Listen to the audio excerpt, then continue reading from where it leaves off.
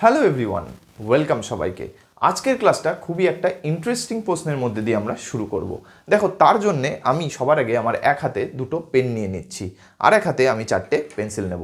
ঠিক আছে, দেখো, একটা, দুটো, তিনটে, চারটে। এইবার আমি যদি তোমাদেরকে জিজ্ঞেস করি আমার কোন হাতে বেশি সংখ্যক পেন আছে, তোমরা এই প্রশ্নের উত্তর কি দিতে পারবে? না, কারণ এইখানে আমার প্রশ্নটাই ভুল। কারণ দেখো, আমি জিজ্ঞেস করেছি আমার কোন হাতে বেশি সংখ্যক পেন আছে, আর এই প্রশ্নের উত্তর দিতে গেলে আমার দুই হাতেই পেন থাকতে হতো, তবেই তাদের মধ্যে আমি তুলনা করে বলতে পারতাম। কিন্তু দেখো, আমার এক হাতে আছে পেন্সিল আর এক হাতে পেন, তো এইখানে আমার ওই প্রশ্নটা ভুল।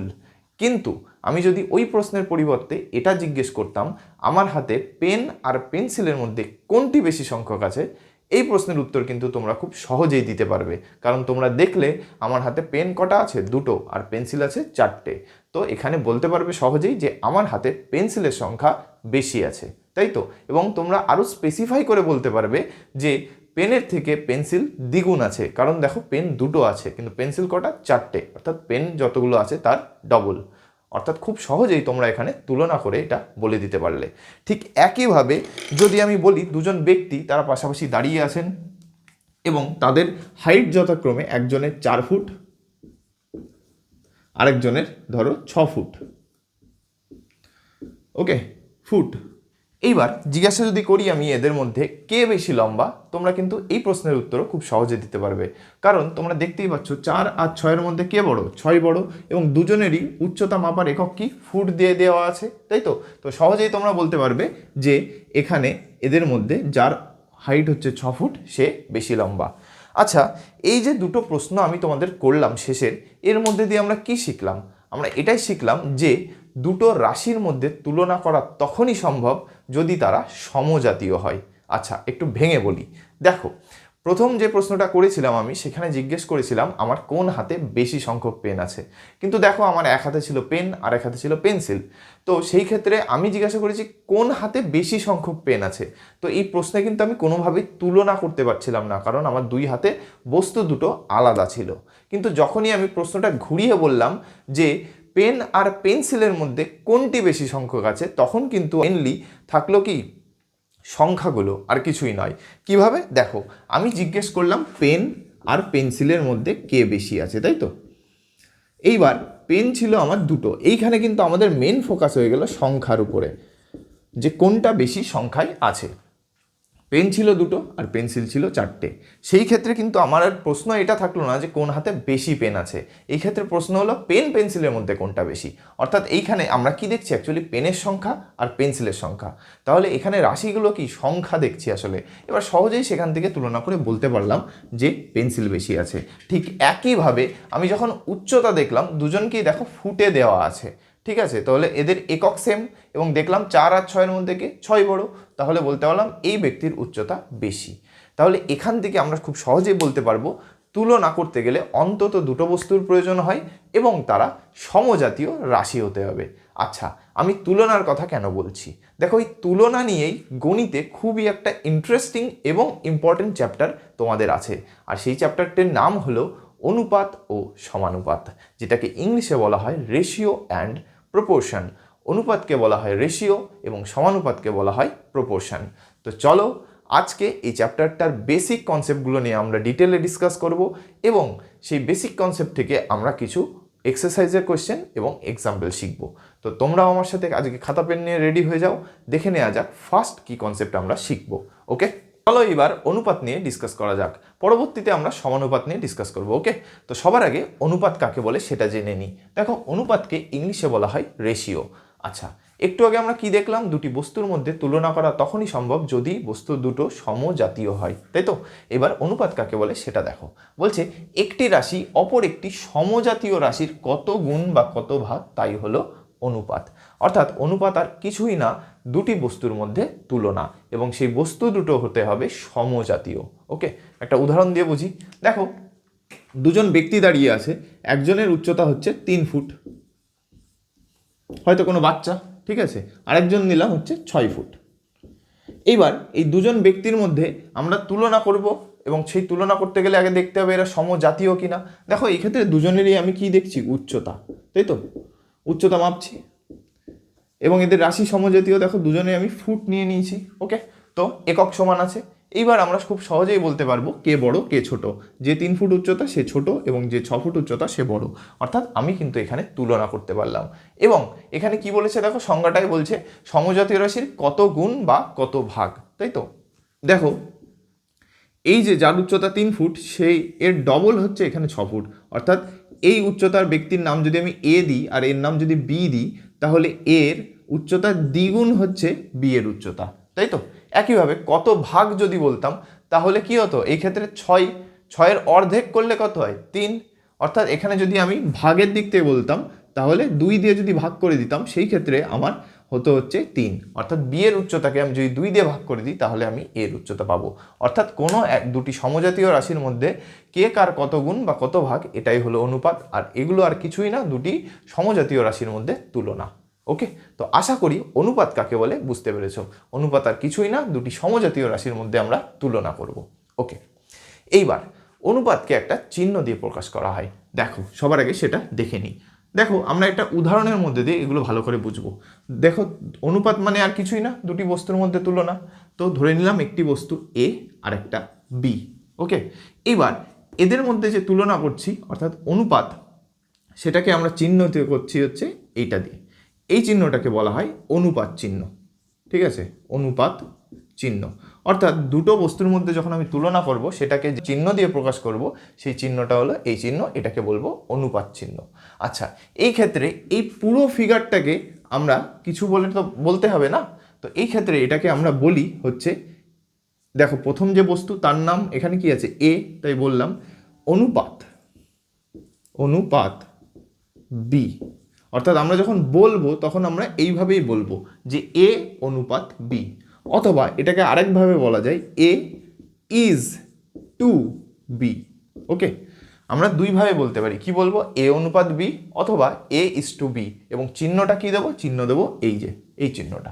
ওকে, আচ্ছা, তাহলে আমরা এখন বুঝতে পারলাম অনুপাত কাকে বলে এবং সেটাকে কিভাবে লিখতে হয় এবং কিভাবে আমরা সেটাকে বলি মুখে, হয় এ অনুপাত বি অথবা এ ইজ টু বি। আচ্ছা, এই ক্ষেত্রে এই যে দুটো বস্তু আমরা নিয়েছি সমজাতীয়, এদের কি আর কোনো নাম আছে? হ্যাঁ, দেখো এইখানে যে প্রথমে যে আছে একে বলা হয় পূর্বপদ। কি বলা হয়? পূর্বপদ। আর পরবর্তীতে যে বস্তুটা আছে তাকে বলা হয় উত্তরপদ। ঠিক আছে, উত্তরপদ। তাহলে আমরা দুটো বস্তুর নাম জেনে গেলাম এবং তাদেরকে কিভাবে লিখতে হয় সেটাও শিখলাম। আচ্ছা, এই অনুপাতকে কি আর অন্য কোনোভাবে লেখা সম্ভব? হ্যাঁ, তো চলো সেটাই দেখে নিই। দেখো এখন আমরা বুঝতে পারছি দুটো বস্তু যদি এ আর বি হয় তাদের মধ্যে আমি তুলনা করতে যাই, সেটাকে লিখবো আমরা এ ইজ টু বি অর্থাৎ এ অনুপাত বি। এটাকে আর একভাবে লেখা যায়, কিভাবে? দেখো যেটা সামনে আছে অর্থাৎ পূর্বপদ তাকে আমরা উপরে লিখব।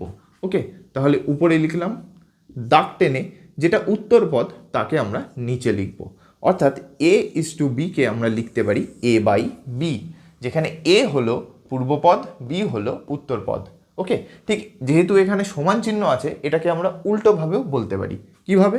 দেখো যদি কোনো একটা এ বাই বি ফর্ম থাকে সেখান থেকে আমরা বলতে পারবো এই ফর্মেশনটা কি, এটা একটা ভগ্নাংশ, তো ভগ্নাংশের উপরটাকে বলা হয় লব এবং নিচেরটাকে বলা হয় হর, তাই তো। এবার দেখলাম যে উপরে যে আছে তাকে আমরা আগে লিখতে পারবো, আগে লিখে দিলাম অনুপাত চিহ্ন দিয়ে, নিচে যে আছে তাকে আমরা পরে লিখব।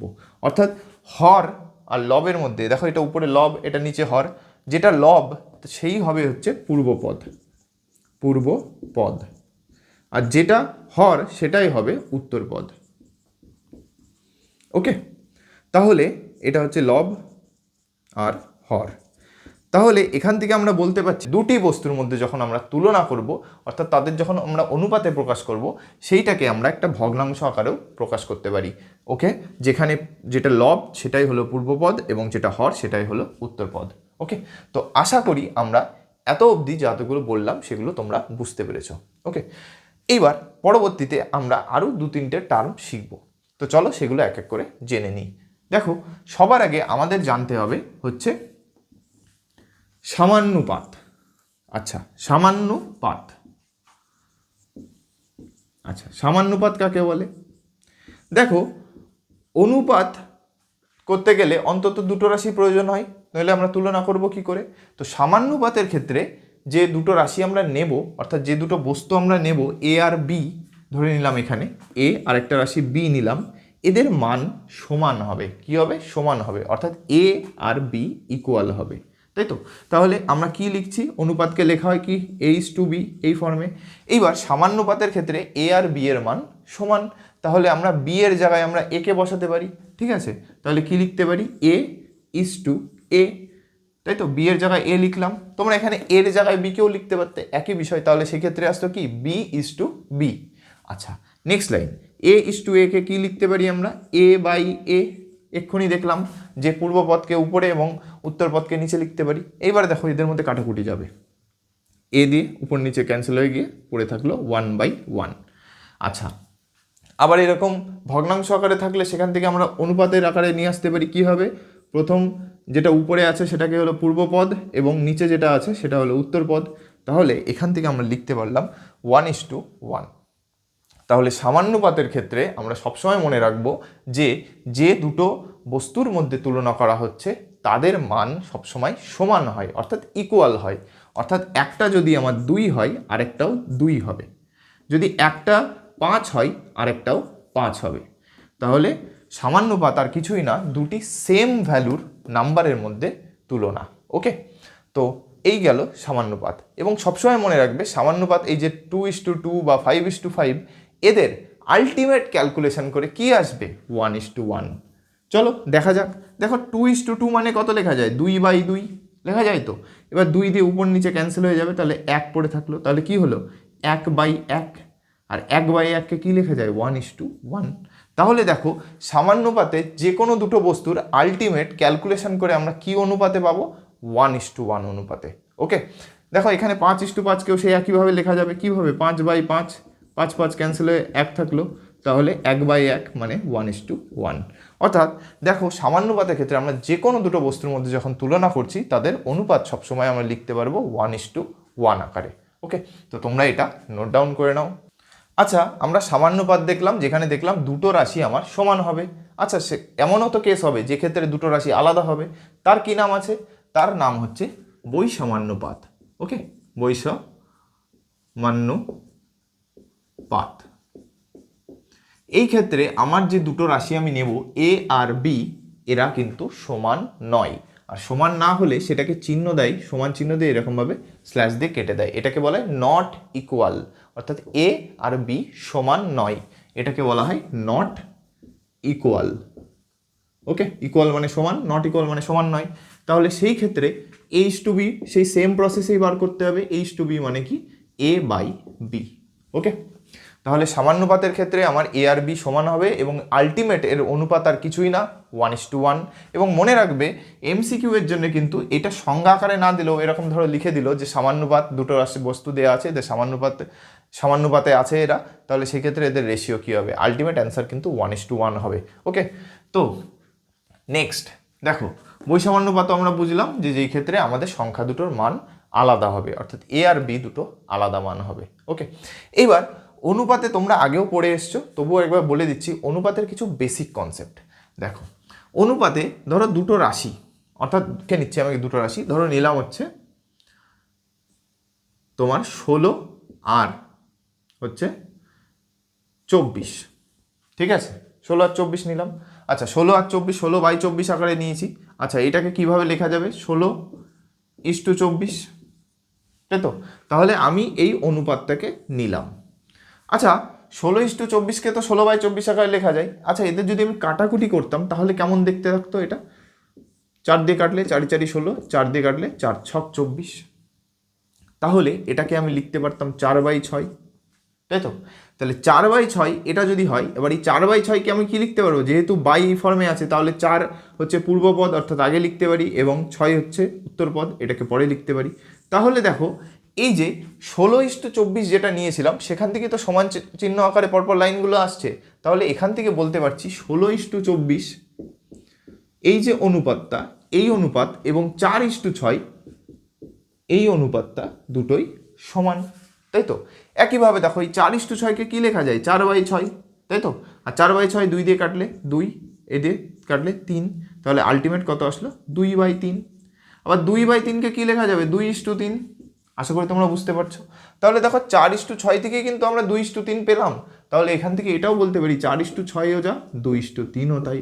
অর্থাৎ আমাদের যদি দুটো অনুপাত দেওয়া থাকে, ঠিক আছে, ভালো করে বুঝবে, দুটো অনুপাত আমাদের দেওয়া থাকে, সেক্ষেত্রে তারা সমান কিনা সেটা বোঝার সিম্পল উপায় যদি তাদের থেকে মানে দুটো অনুপাতের মধ্যে যে কোনো একটা অনুপাত থেকে আরেকটা অনুপাত তৈরি করা যায় কিনা। ঠিক আছে, আমরা আরেকটা এক্সাম্পল নিই, তাহলে বুঝতে পারবো। দেখো তোমাদের যদি বলা হয় 25/75 এটা দেওয়া আছে, অথবা এটাকে ধরো অনুপাত আকারে দেওয়া আছে 25:75। আচ্ছা, এই অনুপাতের সমান আর কোন অনুপাত? আচ্ছা, সমান বলতে কি দেখলেই তো, এই তিনটে অনুপাত কিন্তু সমান। দেখো এখানে 25:75 আছে, তা 25:75কে যদি আমি লিখতাম 25/75। এবার তুমি তোমার মতো কাটাকুটি করো। দেখো 5 দিয়ে কাটলে 5×5 = 25, 5 দিয়ে কাটলে 5×15 = 75। তাহলে এখান থেকে আমি কি পেলাম ফরমেশন? 5/15। তাহলে 5/15 থাকলে সেটাকে কি লিখতে পারি? 5:15। তাহলে দেখো 25:75 যে অনুপাত 5:15 তাই, কারণ দেখো এরা এই সমান থেকে এসছে, সমান সমান চিহ্ন দিয়ে আসছে, তার মানে এই লাইনগুলো সবার মান সমান। আবার 5:15কে যদি কাটাকুটি করি, 5 দিয়ে কাটলে 1, 5 দিয়ে 3×5 = 15। তাহলে সেখান থেকে পেলাম 1/3। তাহলে সেখান থেকে কি লিখতে পারি? 1:3। তাহলে এখানে অনুপাত কি আসলে? 1:3। অর্থাৎ 25:75 আর 5:15 আর 1:3 এরা সব অনুপাতগুলো সমান। তাহলে এখান থেকে বুঝতে পারছি যে অনুপাতের ক্ষেত্রে আমাদেরকে যদি কাটাকুটি করা সম্ভব হয় রাশিগুলোর মধ্যে, আমরা কিন্তু অবশ্যই কাটাকুটি করব। তো তোমাদের পরীক্ষাতে এরকম দিতেই পারে যে তোমাদের একটা অনুপাত দেওয়া আছে, দিয়ে বললো নিচে 4টে অপশান দিল, দিয়ে বললে এর মধ্যে কোনটা এই অনুপাতের সমান অনুপাত। ওকে, সমান অনুপাত, ওকে, সামান্যপাত না কিন্তু সমান অনুপাত, মানে একটা অনুপাত দেওয়া থাকবে, নিচে 4টে দেওয়া আছে, এর মধ্যে কোনটা এর সাথে সমান হবে। তো চলো সেরকম একটা এক্সাম্পল নিয়ে সেটাকে দেখি। দেখো দেখো আমি এখানে একটা প্রশ্ন নিয়ে নিয়েছি যে 6:24 এটা এই কোন বা কোনগুলি অনুপাত যে নিচে দেওয়া আছে এর মধ্যে কোনটি বা কোনগুলির সাথে সমান, অর্থাৎ এখানে একটা অনুপাতের সাথে সমান কি একের বেশি। আচ্ছা, আমি এখানে তোমাদের পরীক্ষা যখন থাকবে এর মধ্যে যে কোনো একটাই উত্তর হবে, কিন্তু এখানে যদি আমি এমনভাবে অপশান নিচ্ছি এখানে একের বেশি হওয়ারও চান্স আছে। ওকে, তো চলো দেখা যাক তাহলে আমার কি দেওয়া আছে, 6:24, তাই তো। তাহলে 6:24 যেটা দেওয়া আছে সেটা আমি লিখে নিলাম। 6:24কে কি লিখতে পারি? 6/24। ওকে, এবার যদি কাটাকুটি করি, দেখো 6 দিয়ে কাটলে 6কে 6, 6 দিয়ে কাটলে 4×6 = 24। তাহলে কি পেলাম? 1/4। সেখান থেকে লিখতে পারি 1:4। আচ্ছা, তাহলে দেখতে পেলাম 1 যখন লব, 4 যখন 4 হচ্ছে সেই সময় হর, তাহলে সেখান থেকে অনুপাত পেলাম 1:4। তাহলে দেখো প্রথম যে বি অপশান 1:4 আছে, হয়ে গেল। আচ্ছা, তাহলে অপশান এতে আছে ও 1:3, সেটা কি সম্ভব? না, কারণ দেখো 1 যখন লব আছে, হর তখন 4 হচ্ছে, 3 হচ্ছে না, তাহলে এইটা কিন্তু এর অ্যান্সার নয়। একইভাবে দেখো এটা কি লেখা আছে? 4:1। 4:1 কিন্তু হবে না। 4:1 কখন হতো? যদি 24:6 হতো।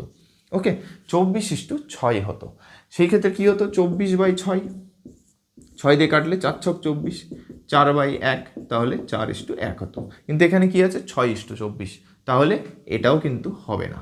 আচ্ছা, পরবর্তী কি আছে? 3:12। আচ্ছা, এটা কি সম্ভব? চলো সেটা দেখে নিই। দেখো 6:24 আছে, তাহলে 6:24কে কি লেখা যায়? 6/24। আচ্ছা, এখানে কত আছে? 3, অর্থাৎ আমাকে পূর্বপদ 3 বানাতে হবে। আচ্ছা, 6কে কোনো সংখ্যা দিয়ে কাটলে কি 3 বানানো সম্ভব? হ্যাঁ, দেখো 2 দিয়ে যদি কাটি 3 আসে, তাহলে 2 দিয়ে উপরে কাটলে নিচেও কাটতে হবে, তাহলে 2 দিয়ে কাটলে কত হয়? 12×2 = 24। তাহলে কি আসলো? 3/12। তাহলে কি লেখা যায়? 3:12। দেখো অপশান ডি কিন্তু কারেক্ট অ্যান্সার। তাহলে আমরা এখানে দেখতে পেলাম যে আমাদের দুটো অনুপাত এখানে অপশানে আছে যারা এই যে অনুপাতটা দেওয়া আছে এর সাথে সমান হবে। ওকে, তো পরীক্ষাতে তোমরা এভাবে চেক করেও দেখতে পারো, এছাড়াও ক্যালকুলেশন করে করা যাবে, সেটা আমরা পরবর্তীতে শিখবো। ওকে, তো আশা করি বুঝতে পারছো যে পরীক্ষাতে দুটো অনুপাত যদি দেওয়া থাকে, মানে অর্থাৎ একটা অনুপাত যদি দেওয়া থাকে সেখান থেকে তার সাথে সমান কোনো অনুপাত আছে কি নেই সেটা আমরা কিন্তু খুব সহজেই বার করতে পারবো। ওকে, তাহলে এখনও অবধি আমরা শিখলাম অনুপাত কাকে বলে, সামান্যপাত কাকে বলে, বৈসামান্যপাত কাকে বলে, এবং কোনো অনুপাত বাকি অন্য কোনো অনুপাতের সাথে সমান হবে কি হবে না সেটা কীভাবে দেখা যায়। ওকে, আর দেখলাম অনুপাতে যে দুটো রাশি আছে তার প্রথমটাকে বলা হয় পূর্বপদ এবং পরবর্তী যে পিছনে মানে শেষে যে নাম্বারটা আছে সেটাকে বলা হয় উত্তরপদ। ওকে, এইবার এই পূর্বপদ ও উত্তরপদ সংক্রান্ত আমরা আরও দুটো ডেফিনেশন জানবো, তো তোমরা এটা নোট ডাউন করে নিতে পারো। তো দেখো আমরা এইটুকু এখন বুঝতে পেরেছি যে পূর্বপদ কাকে বলে আর উত্তরপদ কাকে বলে যদি আমাদের একটা অনুপাত দেওয়া থাকে। এইবার এখান থেকে আমরা কিছু রেজাল্ট অর্থাৎ ডেফিনেশন আমরা এখান থেকে দিতে পারবো। ওকে, দেখো প্রথমটা হচ্ছে লঘু অনুপাত। আচ্ছা, লঘু কথার অর্থ হচ্ছে কম, ঠিক আছে। তো লঘু অনুপাতের ক্ষেত্রে আমাদের সবসময় মনে রাখতে হবে যে পূর্বপদ ছোট আর উত্তরপদ বড়,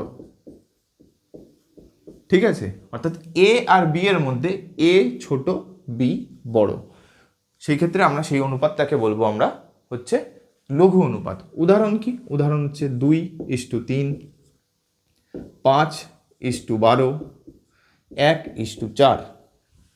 ওকে, এইবার এখান থেকে আমরা আরেকটা ছোট্ট রেজাল্ট বলতে পারি। দেখো কি, দেখো অনুপাতকে আমরা লিখতে পারি এরকম ভগ্নাংশ আকারে a/b ফর্মে লিখতে পারি তো, হ্যাঁ।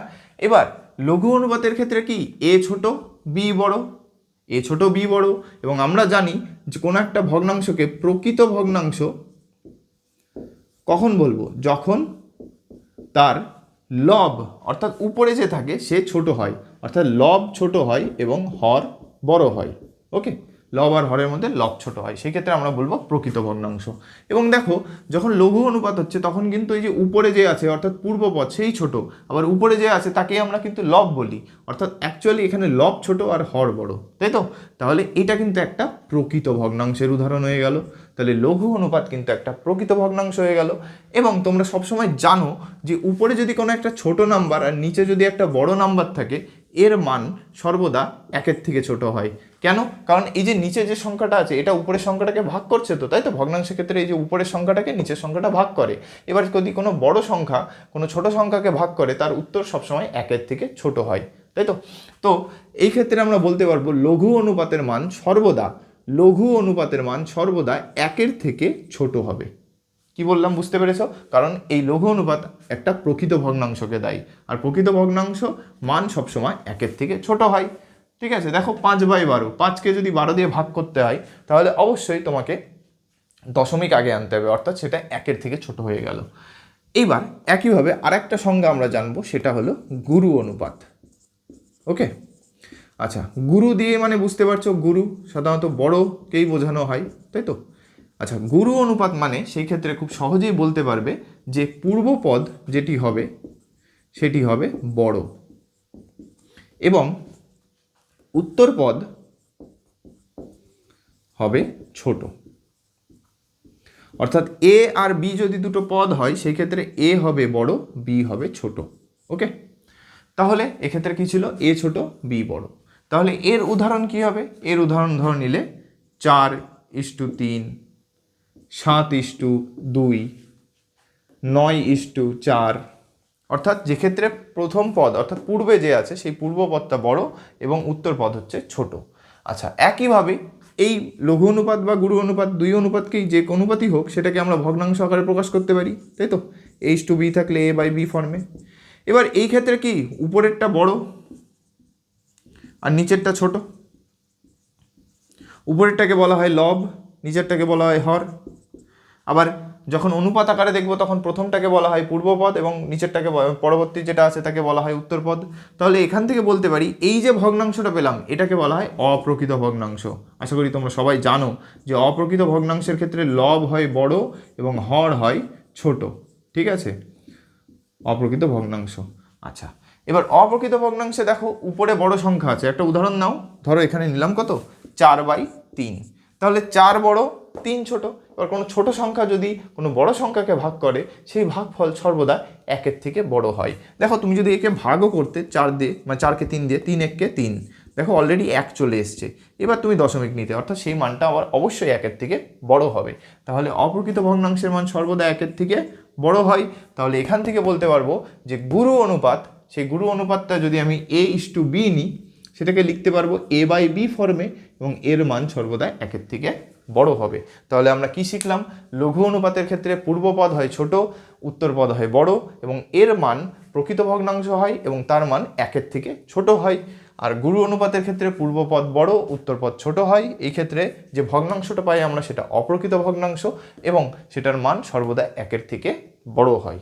ওকে, তো এই গেল বেসিক কনসেপ্ট যেগুলো আমাদের অনুপাতে কিন্তু অবশ্যই জানতে হবে। তো চলো এবার এক্সারসাইজে ফার্স্ট কোশ্চেনটা দেখে নিই, যেখানে আমার এই লঘু অনুপাত, গুরু অনুপাত এবং সামান্য অনুপাত কোনটা কোন অনুপাত হবে সেটা আমরা বার করব। ওকে, তো তোমরা এইটুকু নোট ডাউন করে নাও। তো চলো এবার কোষে দেখি 5.1-এর এক দাগের প্রশ্নে কি বলছে সেটা দেখে নিই। বলছে নিচের রাশিগুলি অনুপাতে প্রকাশ করি ও অনুপাতগুলি সামান্যপাত, লঘু অনুপাত না গুরু অনুপাত হবে সেটা লিখি। দেখো, প্রশ্ন সলভ করতে গেলে আমাদের কয়েকটা জিনিস মাথায় রাখতে হবে যে অনুপাত যখন আমরা সলভ করব সেই ক্ষেত্রে আমাদের রাশি কিন্তু সমজাতীয় হতে হবে, নইলে কিন্তু আমাদের অনুপাত কিন্তু প্রকাশ করা সম্ভব নয়। আরেকটা কি মনে রাখতে হবে যে অনুপাতে যদি কাটাকুটি সম্ভব হয় সেই ক্ষেত্রে আমরা সেই সংখ্যাগুলো কাটাকুটি করে সবথেকে লিস্ট যে ফরমেশন সেটাই কিন্তু আমরা এনে রাখবো এবং বলতে পারবো সবসময় যে আমরা দেখলাম দুটো অনুপাতই সমান হয়, সেই লিস্ট ফরমেশনে আসুক কাটাকুটি করার পরেও যে শুরু অনুপাত আর শেষের অনুপাত দুটো সমানই হয়, তাই তো? তো এটা কিন্তু মাথায় রাখতে হবে। তো চলো এবার প্রথম প্রশ্ন কি বলছে দেখি। দেখো, বলেছে 4 মাস আর 1 বছর 6 মাস। দেখো, একটা মাসে আছে আর একটা বছর আর মাস দুটো মিলিয়ে আছে। তো এই ক্ষেত্রে হয় আমাকে সবগুলোকে মাসে কনভার্ট করতে হবে অথবা সবগুলোকে বছরে কনভার্ট করতে হবে। তো আমার সুবিধা হয় বছর থেকে মাসে কনভার্ট করলে, তো আমি সেটাই করব। দেখো, ক্যালকুলেশনের সুবিধার্থে যেটা হয় সেটাই তোমরা করবে। দেখো, বছর আছে, তো 1 বছর মানে কত? 12 মাস, আর তার সাথে আরও কত মাস আছে? 6 মাস। টোটাল কত মাস হলো? 18 মাস। ওকে, এইবার এটার আমরা অনুপাত বার করব। তাহলে 4:18। আচ্ছা, 4:18কে কি লিখতে পারি? 4/18, তাই তো? এইবার 2 দিয়ে কাটলে 2 দুগুণে 4, 2 দিয়ে কাটলে 9 দুগুণে 18, আর কাটাকুটি যায় না, তাহলে কি আসলো? 2/9। আবার এটাকে কি লেখা যায়? 2:9। অর্থাৎ 4 মাস ও 1 বছর 6 মাসকে যদি অনুপাতে প্রকাশ করতে হয় সেটা হবে 2:9। এই অনুপাতে এরা আছে। দেখো, পরবর্তী প্রশ্ন 75 পয়সা আর 1 টাকা 25 পয়সা। এক্ষেত্রেও টাকা আর পয়সা আছে, তো আমাদের হয় সবাইকে টাকায় নিয়ে যেতে হবে অথবা পয়সাতে নিতে হবে। তো আমি এখানে টাকাকে পয়সাতে নেব। তাহলে 1 টাকা মানে কত? 100 পয়সা। তার সাথে আরও 25 পয়সা আছে, তাহলে সেটা যোগ হয়ে যাবে। তাহলে কত হলো? 125 পয়সা, তাই তো? 125 পয়সা হয়ে গেল এটা। এইবার এই অনুপাতে এবার আমরা সহজে বার করতে পারবো, কারণ এটাও পয়সা এটাও পয়সা হয়ে গেল। তাহলে কত আসলো? 75:125। 75:125কে লেখা যায় 75/125। এবার একটু আগে এই এক্সাম্পলটা আমরা মনে হয় নিয়েছিলাম, ঠিক আছে? তো এই ক্ষেত্রে কাটাকুটি করো। 5 দিয়ে কাটলে 5 15, 5 দিয়ে কাটলে 5 15 75, 5 দিয়ে কাটলে 5 25 125, 5 দিয়ে কাটলে 3 5 15, 5 দিয়ে কাটলে 5 5 25। আচ্ছা, এই এক্সাম্পলটা নিয়ে আমরা অন্য আরেকটা এক্সাম্পল নিয়েছিলাম। আচ্ছা, তো আলটিমেট কাটাকুটি করে আসলো 3 আর নিচে 5, তাই তো? তাহলে 3/5, সেখান থেকে আমরা লিখতে পারি কত? 3:5। এবার অনেকের প্রশ্ন হতে পারে, আচ্ছা এই একবার কেটে 15/25 এটাও তো রেখে দিতে পারতাম, এটাও তো অনুপাত হতো, সেক্ষেত্রে আমরা বলতে পারতাম না যে 15:25 এটা অ্যান্সার হবে।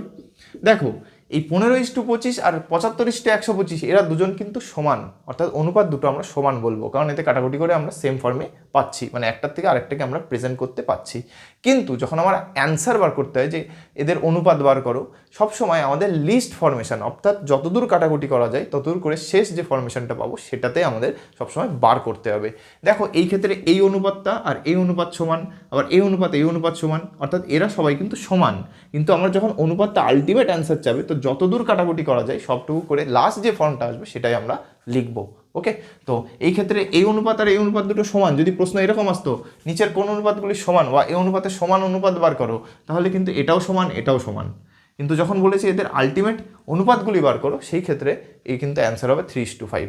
ওকে, আচ্ছা, অ্যাকচুয়ালি আমাদের কিন্তু প্রশ্নে কি বলেছে, সবার আগে অনুপাতে প্রকাশ করো এবং তারপরে এদের নেচার কোনটা কী হবে, সামান্যপাত, লঘু না গুরু। তো আমরা এই অ্যান্সারটা একটু পরে করছি, আগে অনুপাতগুলো প্রকাশ করে নিই। ওকে, দেখো, পরেরটা আছে 60 সেমি আর 0.6 মিটার। তা সেই ক্ষেত্রে সেন্টিমিটার আর মিটার দুটোকেই হয় সেন্টিমিটার অথবা দুটোকেই মিটারে কনভার্ট করব। তো যেহেতু দশমিক আছে আমার সুবিধা হয় এটাকে সেন্টিমিটারে প্রকাশ করতে। তাহলে 0.6 আছে, মিটারকে সেন্টিমিটার করতে গেলে 100 দিয়ে গুণ করতে হয়, দশমিক উঠে নিচে 0 আসবে, 0 0 কেটে গেল, পড়ে থাকলো 10 × 6 মানে 60, এত সেমি, তাই তো? তাহলে এটাও সেমিতে আসলো এটাও সেমিতে আসলো, 60:60। তাহলে কী হবে? 60/60, সেম জিনিস কেটে যাবে, পড়ে থাকলো 1/1, সেটাকে লিখলাম 1:1। ওকে, এবার 4 নম্বর কি বলেছে দেখো 1.2, আচ্ছা এটাকেও বক্স করে রেখে অ্যান্সারটা দেখো 1.2 কিলোগ্রাম আর 60 গ্রাম, অর্থাৎ দুটো ইউনিট আলাদা আছে। রাশিকে সমজাতীয় করতে গেলে কি করতে হবে, দুটোকেই হয় গ্রাম অথবা দুটোকেই কিলোগ্রাম করতে হবে। তাহলে 1.2 এটাকে যদি আমি গ্রাম করি তাহলে কত দিয়ে গুণ করতে হবে, 1000 দিয়ে গুণ করতে হবে আমাকে। দশমিক উঠে নিচে একটা 10 আসলো, 0 কেটে গেল, আলটিমেট আসলো 1200 এত গ্রাম। আর এখানে কত আছে, 60 গ্রাম আছে। তাহলে কি হলো 1200:60, এটাকে কি লিখতে হবে 1200/60, 0 কাটলো, 6 দিয়ে কাটলে 6 20 120, তাহলে উপরে আসলো 20, নিচে আসলো 1, তাহলে এখান থেকে আমরা লিখতে পারি 20:1, তাই তো।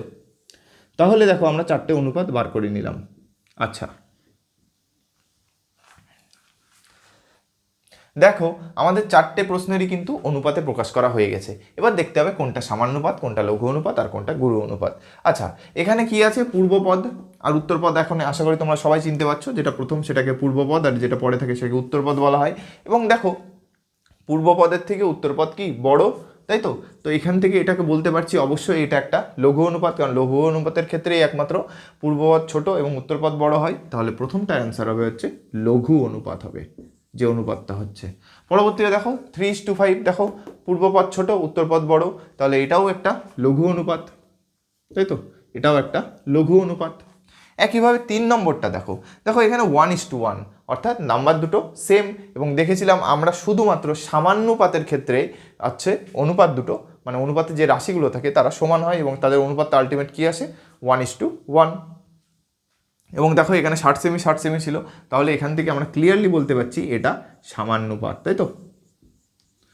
তাহলে দেখো অনুপাত বার করার পরে তাদের প্রকৃতি বলা কিন্তু খুবই সোজা। একইভাবে দেখো এইটা দেখো 20:1, পূর্বপদ বড় উত্তরপদ ছোট, তার মানে কি এটা গুরু অনুপাত। তাহলে অনুপাত আমরা খুব সহজে বার করতে পারলাম এবং তাদের নেচার বার করতে পারলাম। আচ্ছা এইবার বলে রাখি, সবসময় মনে রাখবে অনুপাতের ক্ষেত্রে যে রাশিটাকে আমাকে আগে দেবে আমরা সবসময় সর্বদা ক্যালকুলেশন করার পরও সেই রাশিটাকে আগেই বসাবো এবং যেটা পরে দেবে সেটাকে পরেই বসাবো। কখনো কিন্তু যেটা আগে বলে দিয়েছে সেটাকে পরে লিখে দিলাম আর যেটা পরে বলে দিয়েছে সেটা আগে লিখে দিলাম, এরকম যেন না হয়। ওকে, এই ধরনের ক্ষেত্রে হয়তো তোমাদের যেটা বলতে চাইছি, ধরো 4 মাস আর 1 বছর 6 মাস, তোমরা আগে 4 মাসের ভ্যালুটা বসাবে, তারপরে 1 বছর 6 মাসকে যে 18 মাসে কনভার্ট করেছো সেটা পরেই লিখবে, যেটা আগে দিয়েছে সেটা আগে লিখতে হবে। এই কথাটাই বলতে চাইলাম। অর্থাৎ কেউ যদি ভুল করে 18:4 লেখো সেক্ষেত্রে হয়তো মানটা ভুল চলে, মানে তোমরা হয়তো ক্যালকুলেশন করে কী পাবে 9:2, কিন্তু সেক্ষেত্রে পুরো প্রশ্নটা কিন্তু পাল্টে গেল। কারণ অনুপাতের ক্ষেত্রে কিন্তু এটা সর্বদা মনে রাখতে হবে যে যেটা আগে দেবে তাকে আগে লিখবো, যাকে পরে দেবে তাকে পরেই লিখবো, ঠিক আছে। এইটা হলো কিন্তু অনুপাতের মেন একটা জিনিস। আজকে এই অবধিই থাকলো। নেক্সট ক্লাসে এই চ্যাপ্টারের পরবর্তী কনসেপ্টগুলো নিয়ে আমরা ডিসকাস করব এবং এই এক্সারসাইজের পরবর্তী কোশ্চেনগুলো আমরা সলভ করব। দেখা হচ্ছে নেক্সট ক্লাসে। Thank you.